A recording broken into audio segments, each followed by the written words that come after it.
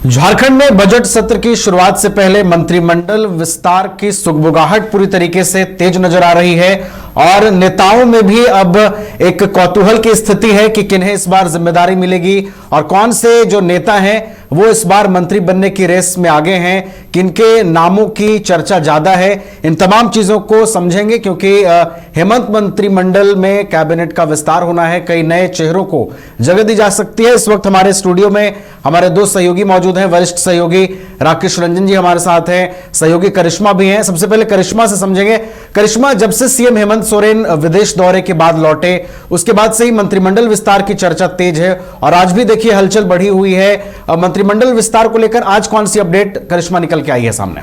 जी देखिए, सूत्रों के हवाले से ये जानकारी मिल रही है कि बजट सत्र से पहले ही मंत्रिमंडल का विस्तार हो जाएगा, जिसको लेकर हमने कई लोगों से बातचीत की तो उनका कहना है कि मंत्रिमंडल का विस्तार आज नहीं तो कल होना है, लेकिन बजट सत्र से पहले ये तैयारी हो रही है कि मंत्रिमंडल का विस्तार हो जाए ताकि जो 11वां और 12वां मंत्री है उसका चेहरा साफ हो जाए। देखिए, कई लोग इस रेस में हैं, कई लोग ये सोच रहे हैं कि शायद उन्हें इस बार मौका मिलेगा और ये माना जा रहा है कि इस बार कोल्हान से एक विधायक को एक बड़ी जिम्मेदारी जो है वो मिलेगी और उन्हें मंत्री पद की शपथ दिलाई जाएगी। लेकिन लगातार कई सवाल उठ रहे हैं कि आखिर और कौन कौन से हो सकते हैं। देखिए, कांग्रेस के अंदर भी सुगबुगाहट तेज हो गई है। 4 मंत्री कांग्रेस कोटे से है, लेकिन यह भी माना जा रहा है कि अगर मंत्रिमंडल का विस्तार होगा तो यह प्रभाव जो है ये कांग्रेस में भी देखने को मिल सकता है, क्योंकि कांग्रेस के आला कमान जो है वो लगातार टटोलने की कोशिश कर रहे हैं कि आखिर कांग्रेस के मंत्री किस तरह से काम कर रहे हैं।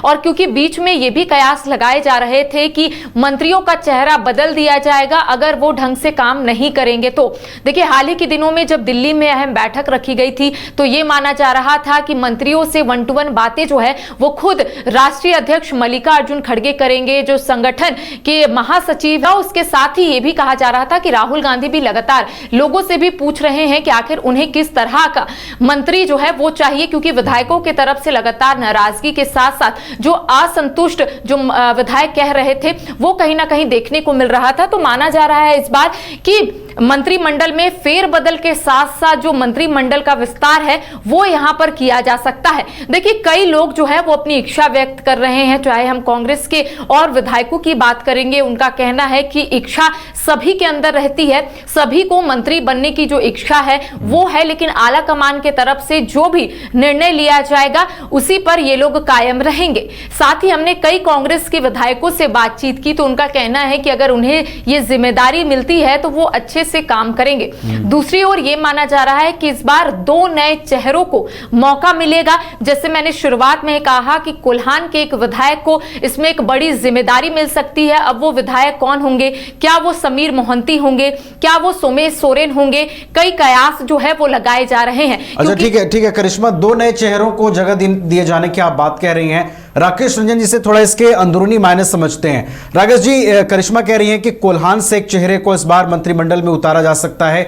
इस बार मंत्रिमंडल में जिन चेहरों को जगह दी जाएगी, क्या समीकरण बैठाए जाएंगे और किन चीजों को तरजीह इस बार दी जाएगी? यहाँ सबसे पहली बात कि करिश्मा बड़ी खबर लेकर आई हैं। सोर्सेज के थ्रू जो जानकारी आ रही है कि मंत्रिमंडल का विस्तार बजट सत्र से पूर्व हो जाएगा।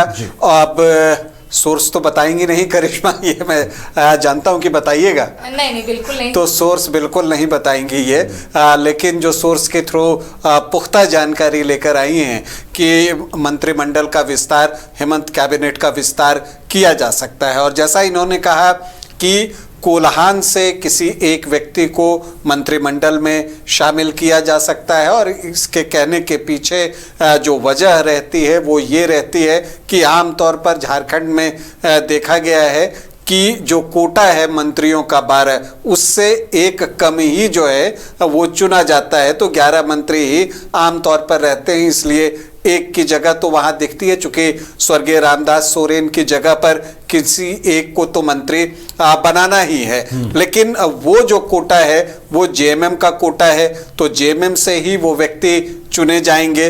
अब दूसरी तरफ अगर आप देखें तो कांग्रेस के 4 विधायक मंत्री बने हैं, तो 4 विधायक जो मंत्री बने हैं उनको लेकर जो 5 विधायक पहुंचे थे दिल्ली, उस वक्त तब काफ़ी सुगबुगाहट हुई थी और फिर आला कमान को बुलाना पड़ा। कांग्रेस के तमाम वरिष्ठ नेता वहाँ गए और फिर आला कमान ने जो क्लास लगाई उसमें अनुशासन का पाठ पढ़ाया कि जो भी बातें हैं उसको आप बाहर रखने के बजाय पार्टी फोरम पर रखें, और इस अनुशासन का पाठ लेकर तमाम जो मंत्री और अन्य वरिष्ठ नेता हैं वापस झारखंड लौट चुके हैं और इन सब के बीच चर्चा मंत्रिमंडल विस्तार की आ रही है। अब कांग्रेस में क्या कोई मंत्रिमंडल में फेरबदल हो सकता है, क्योंकि 4 है उनके पास। अब 12वें पर उनकी नजर लगी हुई है। जो 12वां मंत्री पद होता है तो वो चाहते हैं कि एक एक्स्ट्रा जो है उनको यहां पर दिया जाए। तो क्या ये दिया जाएगा? वो जो जगह एक खाली रखी जाती है क्या उसको भर दिया जाएगा? ये तो वक्त बताएगा। हालांकि जो ट्रेंड है वो मैंने आपको बताया कि 11 मंत्री का ही ट्रेंड झारखंड में जो है आमतौर पर चलता है। एक और सवाल राजद के मंत्री को लेकर है, संजय प्रसाद यादव, उनका मंत्री पद जो है वो बचा रहता है।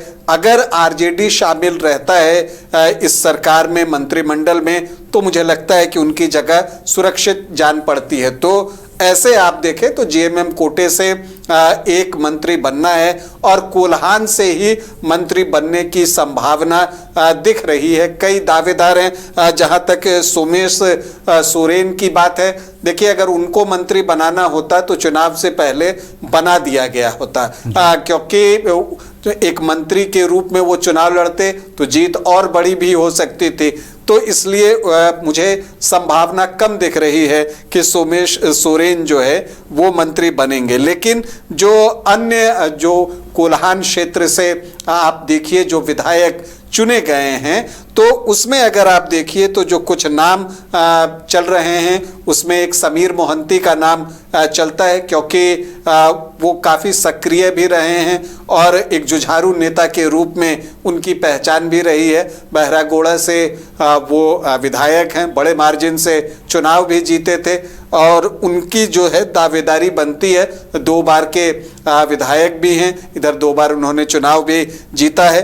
अब अगर चाईबासा की तरफ शिफ्ट होते हैं उस तरफ कोल्हान में, तो जो वहाँ पर अगर आप देखिए तो मंगल कालिंदी और नीरल पूर्ति के नाम की भी चर्चा होती है। मझगांव से नीरल पूर्ति हैं और 4 बार के विधायक हैं वो। तो वो सीनियरिटी के लिहाज से देखिए तो उनका दावा भी बनता है। वैसे पोटका में संजीव सरदार हैं, वो भी दावेदारी तो ज़रूर करना चाहेंगे। चाहता कौन नहीं है, जैसा करिश्मा ने बताया कि मंत्री बनना कौन नहीं चाहेगा। सविता महतो भी हैं, तो एक चौंकाने वाला नाम सविता महतो भी हो जाए तो चौंकने की बात नहीं हो सकती है। वहाँ पर ये देखना होगा।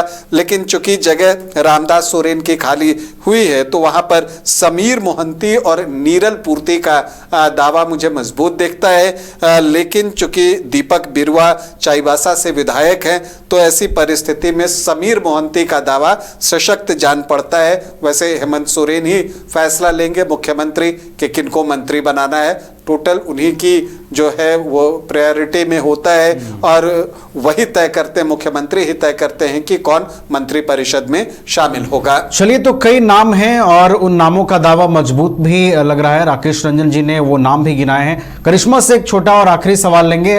करिश्मा, देखिए आपने कांग्रेस के नामों का जिक्र किया। कांग्रेस के नेता दिल्ली दरबार भी पहुंचे थे, वहां भी बैठकें हुई, बातें हुई। कांग्रेस जो नाम सिलेक्ट करेगी, करिश्मा, अगर कांग्रेस के कोटे से कोई और एक मंत्री बनता है तो क्या अभी जो मौजूदा के मंत्री हैं उनके कामों का पूरा फीडबैक लिया गया है उस बैठक में और उसी के आधार पर नए चेहरे का चयन होगा? इसमें कितनी संभावना है? जी देखिए, जाहिर तौर पर जब यहां से कई विधायकों को, कई मंत्रियों को बुलाया गया है तो फीडबैक भी विधायकों से लिए गए होंगे। देखिए, वहां पर उपनेता के साथ साथ सीएलपी लीडर प्रदीप यादव और राजेश कच्छप मौजूद थे, उनसे फीडबैक लिया गया। क्योंकि अमूमन आपने देखा होगा जब भी सत्र की शुरुआत होती है, सदन के पटल पर जब बात रखी जाती है तो प्रदीप यादव और इरफान अंसारी आमने सामने हो जाते हैं और इसको लेकर कई शिकायतें जो है आला कमान तक पहुंची थी। इस बीच जब यहां से कई विधायक और मंत्रियों को बुलाया गया तो फीडबैक लिया गया कि आखिर मंत्री किस तरह से काम कर रहे हैं। अगर मंत्री कामकाज नहीं कर रहे हैं तो जरूर मंत्रियों का चेहरा बदल दिया जाएगा। और यह आला कमान के तरफ से यह भी कहा गया है कि जब विधायकों की तरफ से कोई बात मंत्रियों तक पहुंचती है तब मंत्री उसमें अमल नहीं करते हैं, उनकी जो मांग रहती है उसको प्राथमिकताएं नहीं दी जाती है, तो ऐसे में एक डांट फटकार जो है वो मंत्रियों को लगाए गए हैं। लेकिन जिस तरह से राकेश रंजन जी ने बताया कि 12वां मंत्री जो है वो हेमंत कैबिनेट में ये परंपरा, माफ कीजिएगा, इसमें परंपरा जो है वो नहीं रही है कि 12वां मंत्री रहे, लेकिन इस बार सूत्रों के हवाले से ये जानकारी मुझे मिली है कि इस बार 12वां मंत्री भी रहेगा। हालांकि देखिए 11वां मंत्री की हम बात करेंगे तो जेएमएम कोटे से ही रहेंगे, अब वो कौन रहेंगे ये तो आने वाला वक्त बताएगा। लेकिन कांग्रेस कोटे के जितने भी विधायक हैं वो लगातार अपनी बात को आला कमान के समक्ष रख रहे हैं कि उन्हें भी इच्छा है कि वो मंत्री बने और हेमंत मंत्रिमंडल में वो शामिल हो जाए। देखिए कई लोगों का नाम सामने आ रहा है। अगर हम कोलेबिरा विधायक नमन विक्सल कुंगाड़ी की बात करेंगे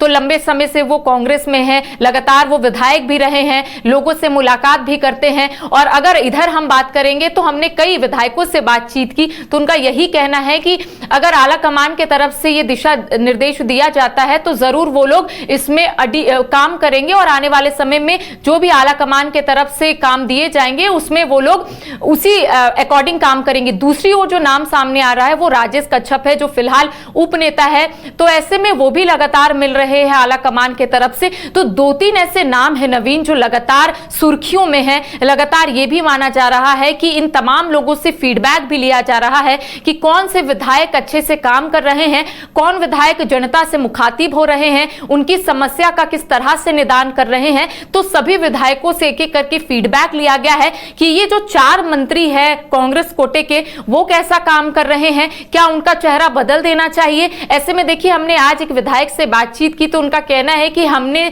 कोई भी बात जो है आला कमान के समक्ष ये नहीं रखी है कि मंत्री का चेहरा जो है वो बदल देना चाहिए। लेकिन मैंने जब उनसे पूछा कि क्या वो इच्छा रखते हैं मंत्री बनने का तो उनका कहना है कि सभी लोग इच्छा रखते हैं कि वो मंत्री बने, लेकिन साथ ही साथ हम ये जरूर कह सकते हैं अगर 12वां मंत्री बनता है नवीन तो वो कांग्रेस कोटे के हो सकते हैं। तो ऐसे में 3-4 जो नाम है वो लगातार सामने आ रहा है। अब देखने वाली बात होगी कि क्या इस बार भी परंपरा को कंटिन्यू किया जाएगा, यानी कि 12वां मंत्री नहीं बनाया जाएगा। अगर 12वां मंत्री बनाया जाता है तो आखिर वो कौन होंगे ये भी एक बड़ा सवाल है। जी, जब आप मंत्रिमंडल में मंत्री बनाते हैं तो क्षेत्र का भी बड़ा ध्यान रखते हैं, तो करिश्मा ज्यादा बेहतर बता पाएंगी। जो कांग्रेस के 4 मंत्री हैं उनमें से 2 संथाल से हैं, महगामा और जामताड़ा की जो विधायक हैं दीपिका पांडे सिंह और इरफान अंसारी, और एक आपको दक्षिणी छोटा नागपुर से शिल्पी नेहा तिर्की और पलामू से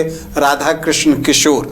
तो अगर आप देखिए तो कांग्रेस के लिहाज से देखें तो एक कोल्हान इनका छूटा हुआ है और एक उत्तरी छोटा नागपुर भी छूटा हुआ है, बड़ा इलाका है यहाँ पर। जी हाँ, 25 विधानसभा की सीटें जो है उसमें आती हैं।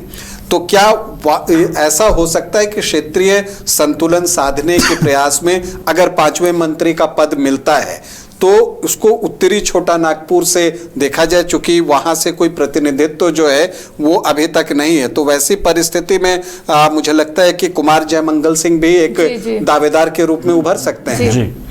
जी, जाहिर तौर पर वो बहुत सक्रिय भी रहते हैं, हर एक मुद्दे को लेकर काफी प्रमुखता से अपनी बात को रखते हैं, तो शायद अनूप सिंह भी हो सकते हैं इस रेस में। जी हाँ, मुझे वही दिख रहा था कि अगर उत्तरी छोटा नागपुर का रिप्रेजेंटेशन कांग्रेस की तरफ से नहीं है, वैसे मंत्रिमंडल में तो है लेकिन कांग्रेस की तरफ से नहीं है, और उन्होंने 3 प्रमंडल को टच किया है, संथाल है, दक्षिणी छोटा नागपुर और पलामू, तो ये 3 किया है। तो उत्तरी छोटा नागपुर चूंकि 25 सीट है वहां पर, तो एक संभावित फेरबदल वहां दिख सकती है अगर 12वां मंत्री पद कांग्रेस को मिलता है तब। विधायक है श्वेता सिंह जी हाँ, तो ये कुछ नाम हैं जो कि कांग्रेस को उत्तरी छोटा नागपुर में ये कुछ सीटें हैं, तो क्या वहां से बन सकते हैं, क्या लगता है आपको?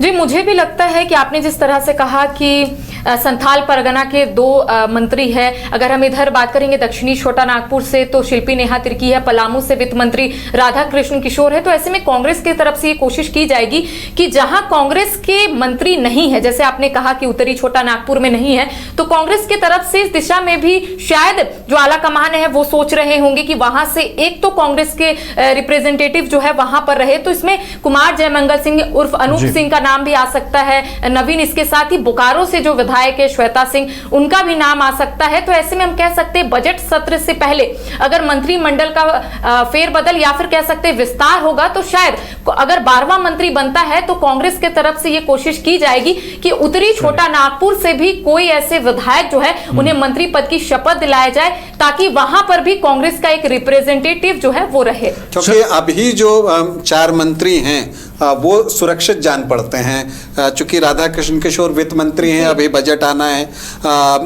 मांडर शिल्पी नेहा तिर्की हैं और जामताड़ा डॉक्टर इरफान अंसारी और महगामा दीपिका पांडे सिंह। क्या लगता है ये सेफ है? जी ये सेफ है, क्योंकि देखिए अभी बजट सत्र आ रहा है तो वित्त मंत्री को बदलना मुझे नहीं लगता है कहीं से भी ठीक है। दूसरी ओर अगर हम बात करेंगे तो संथाल परगना जामताड़ा में डॉक्टर इरफान अंसारी है, उनका भी मुझे एक अल्पसंख्यक फेस तो चाहिए, एक अल्पसंख्यक फेस चाहिए।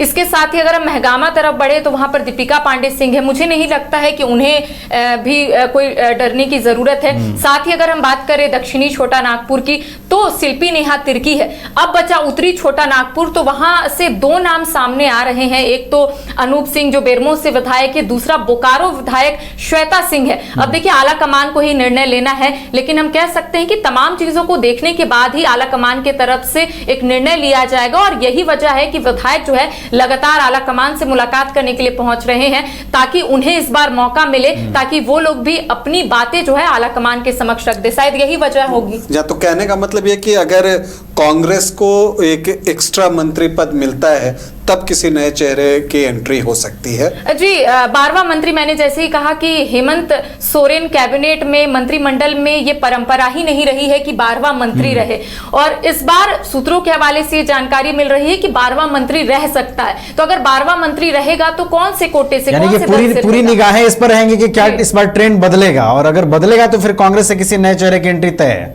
जी या अगर नए बनाए जाते हैं मंत्री तब फिर कांग्रेस दावा ठोक सकती है। हालांकि जेएमएम बहुत आसानी से वो मंत्री पद दे देगा ऐसा भी मुझे नहीं दिखता, क्योंकि जेएमएम यहाँ पर टर्म डिक्टेट करने की स्थिति में है झारखंड में। तो वैसी परिस्थिति में अगर 12वां मंत्री भी बनाना हो तो जेएमएम का भी दावा उस पर होगा, तो इसीलिए वो कांग्रेस को ही जाएगा। ये कहना अभी जल्दबाजी होगी, इसके लिए इंतजार करना चाहिए। चलिए, तो कई समीकरण हैं, हालांकि हमने तमाम समीकरणों को समझने की कोशिश की है कि इस बार जो मंत्रिमंडल का विस्तार होना है उसमें क्षेत्रीय संतुलन कैसे बनाया जाए, किन क्षेत्रों को साधा जाए, किन की दावेदारी मजबूत है और किन के नामों पर मुहर लग सकती है।